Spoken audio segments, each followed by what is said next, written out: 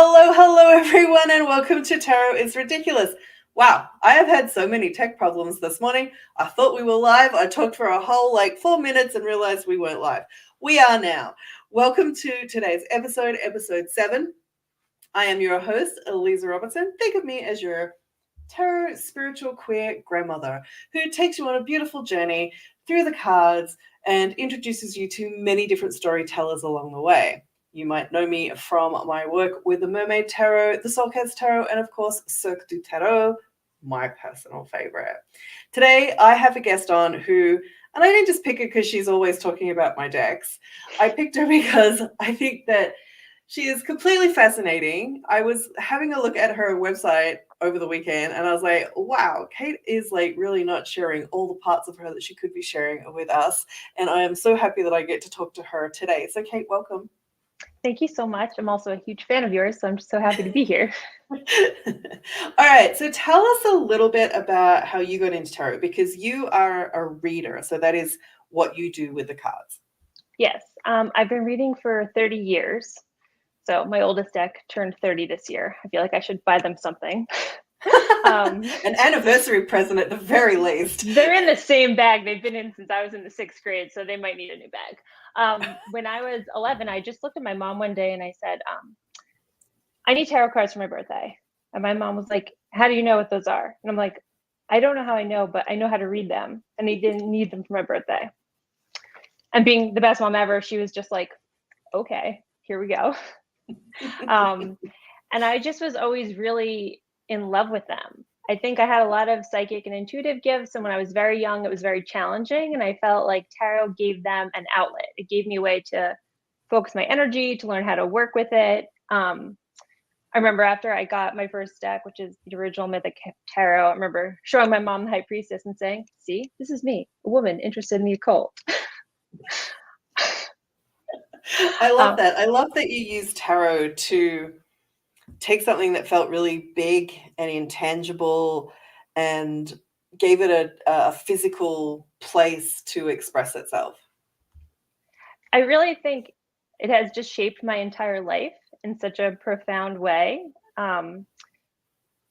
Because it did. It's just like I picked up a deck and I sort of never put it down. And it really just helped me harness all of my intuitive gifts in a way that was tangible, that made sense, that you could have an outlet for. And then this is funny, where there was a local reader at the coffee shop growing up when I was a teenager, and she used to have me trade readings with her instead of taking my money.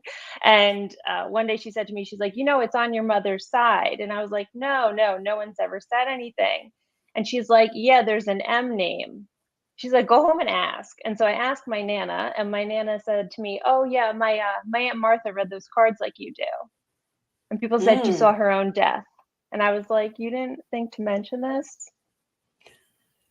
You also have to understand we were very close too. She just never brought it up. Families, aren't they fantastic? Denying us our little truths, one ancestor at a time.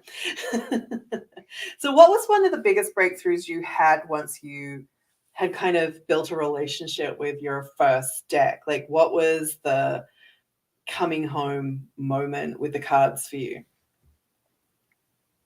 It just felt like a language I knew.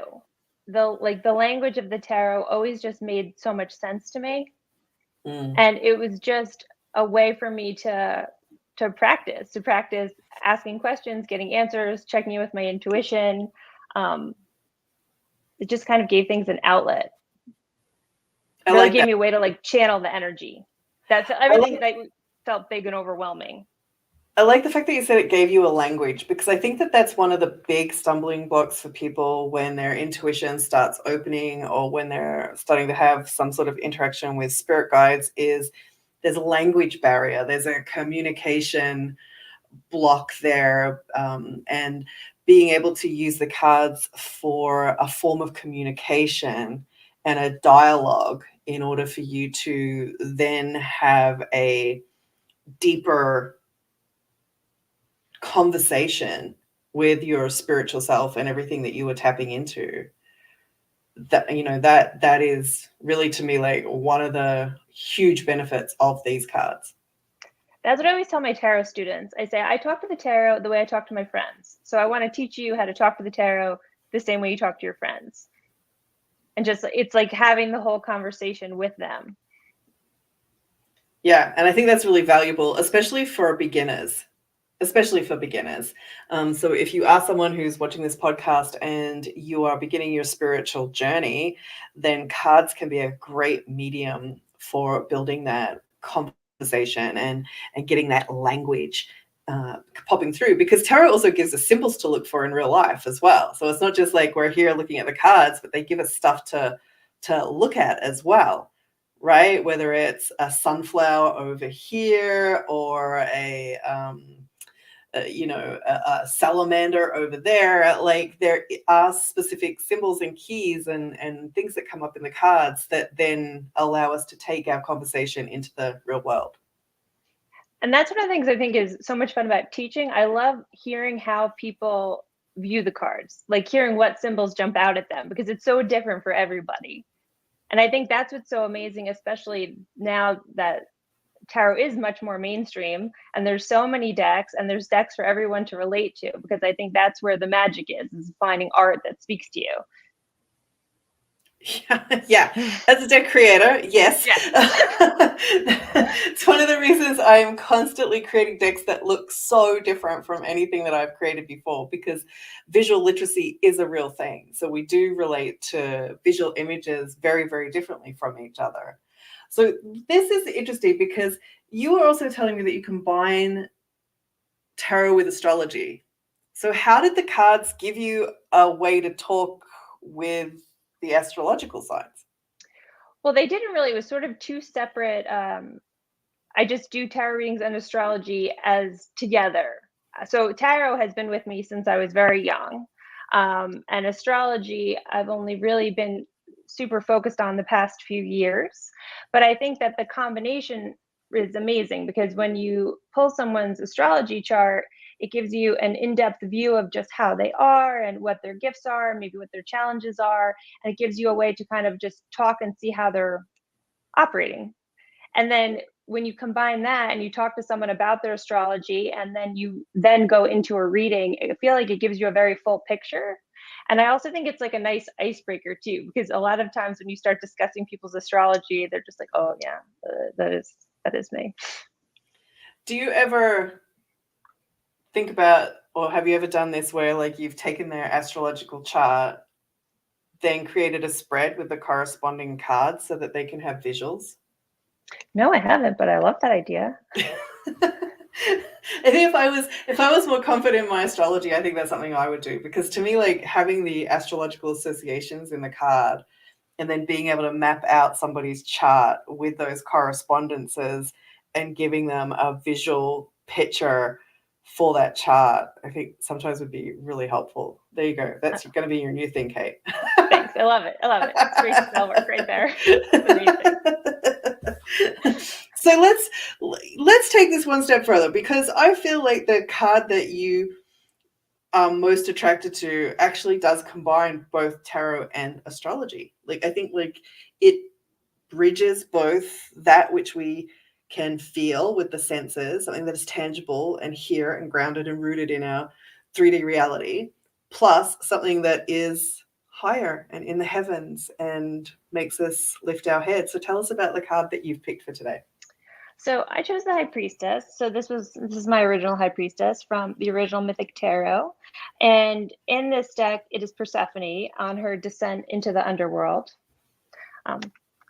My magical community knows I really like underworld journeys. I'm always like, yes, let's go down, let's go deep, let's find where we need to transform. I'm very comfortable there. And for me, I think I've always been so attracted to her because I feel the High Priestess is where I'm comfortable. So I'm very comfortable in that place, in the in-between, in the being behind the curtain and studying the occult and studying tarot and reading astrology and reading tarot and connecting in that way. But you can't live there. So in your Mermaid Tarot, unfortunately, right? It'd be so nice. In the Mermaid Tarot, you talk about it. You call the High Priestess saying, she knows everything, and it's both a curse and a blessing. And right. I have to tell you, Leeza, that is one of my favorite descriptions ever. I was like, that just sums it up for me. Because I think my magical gifts have always been, in some ways where I feel most confident. So that part is very easy for me. The readings, that's fine. Showing up like on social, total different story. Having to go to multiple stores in a day, forget it. Yeah, that multiple store thing. I think that like might be a great. And this is called Tarot is Ridiculous. So yeah, I'm going to pick out some really ridiculous things to hammer this home. But I think that is a real high priestess thing, right? And maybe the Queen of Swords. Having to go to multiple stores in a day is a form of torture if you have these two cards as archetypes.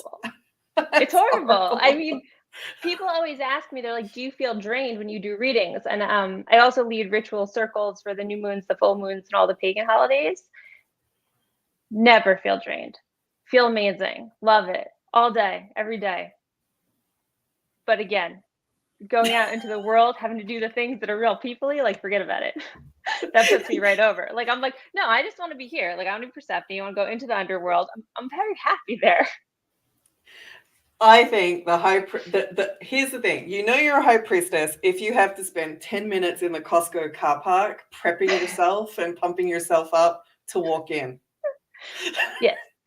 That is a sign you might have the high priestess as one of your tarot archetypes. I have to do that. Like, it takes me 2.5 weeks to actually just get to the car park of Costco. Then I've got to give myself another prep rally before, like, well, you can do it. It won't be so bad. The worst. But I think that's how you described it. It's like knowing things is a blessing and a curse. And like, especially, so magical gifts and intuition and psychic ability is also blessing, curse. People think if I know everything that's going to happen, it would be easy. Like, no, you just know that it's going to happen. You still then have to proceed to live through it and to do all the things you have to do. Exactly. Now, tell us, I like the fact that the original deck that you've got has the Persephone mythology attached to it. I'm a big Persephone person, especially as a feminist retelling of Persephone, not so much the victim telling of Persephone. So I'm kind of curious as to how much that story influences your relationship with this card. Are you also of the belief that maybe she went willingly? Yes. I've always felt that. I'm like, I don't know, maybe she was like, the Lord of the Underworld is hot. I'm into it. I want to go. I want to go explore. I want to go into the underworld journey. I actually have her, if you can see, up behind me. Oh. And in the Mythic Tarot, Death is Hades. So I have him big and framed over there. Like, they should be on the same wall since they're married. So I just always felt I love this mythology. I love the fact that, she can be the queen of the underworld and the goddess of springtime, that she can embody all of it and everything. And I think she is just such a powerful goddess to work with. Yeah, she is. And I think if you need any more convincing around whether or not you thought Persephone was a willing participant in this story, I'm going to tell you to read Neon Gods by Kait Robert. Like, just do it. Like, I will totally put that on top of my list. just read it. Like, I think there is one of the things that about the Persephone myth, and I think this has something to do with the High Priestess card too, in a roundabout way, is I think that mother-daughter relationship is highly overblown. Because we also have to remember that the myths were written and created to enforce a specific social structure that at the time they wanted citizens to comply with.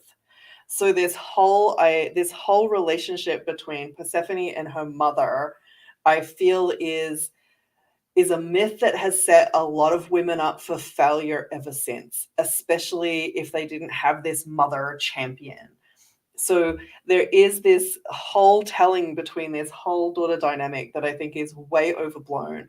And I think anyone who's ever been a teenage girl knows that the more a parental figure tells you no, the more you're gonna be like, no, I think I might give that a try. So The more you're like, hey, the steps of the underworld look interesting. What's down there? I want to find out. I want to explore. My dark side. Exactly. How different is it than every teenage girl, like from the 80s and 90s, went to a warehouse party or a rave that they were never meant to go to? I'm just saying. I'm just putting it out there. I mean, I love it, and it's true. I mean, I love Persephone. My husband's currently working on a big High Priestess tattoo that's inspired by this, but it looks like she's kind of coming off the card. Oh, I love it. I love it. All right, so we have come to time. It is time to wrap up. So, my dear, how do people find you? I am Spiral Path Cauldron on Instagram, and it's spiralpathcauldron.com for my website. And you can go to Kait for readings, and she also does classes. I love that about you. Thank you so much for coming and spending time with me today and sharing some great insights and tools into your journey and the tarot itself. Plus, we got this bonus of the whole Persephone myth. Like, we didn't see that coming. Thank you so much for having me. All right, everyone, that is our episode for this week. If you like this episode and you are watching it on YouTube, please give it a thumbs up to help with the algorithm. Otherwise, I will see you next week. Bye, everyone.